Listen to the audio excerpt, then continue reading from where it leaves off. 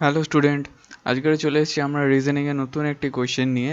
দেখো এখানে কি বলছে কোশ্চেনটায়, বলছে যে both pair follow the same pattern. তার মানে এই দুটো যে আমাদের পেয়ার দিয়েছে, এই দুটো পেয়ার আমাদের সেম প্যাটার্ন ফলো করে।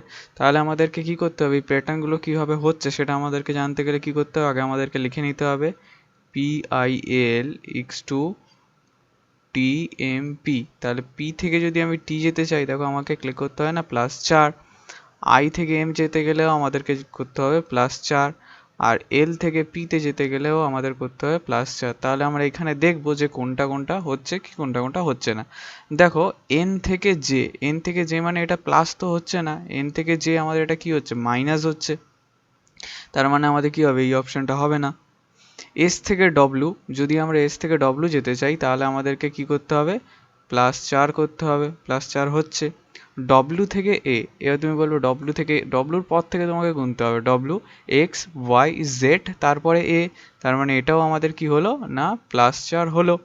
এইবারে বলছে টি থেকে এক্স, তার টি এর পরে কি আসে, UV, W, X, তার মানে এটাও আমাদের কি হলো না, +4 কিন্তু হলো। তার মানে আমাদের এইটা সঠিক উত্তর, আমরা আর এইগুলোকে চেক করব না।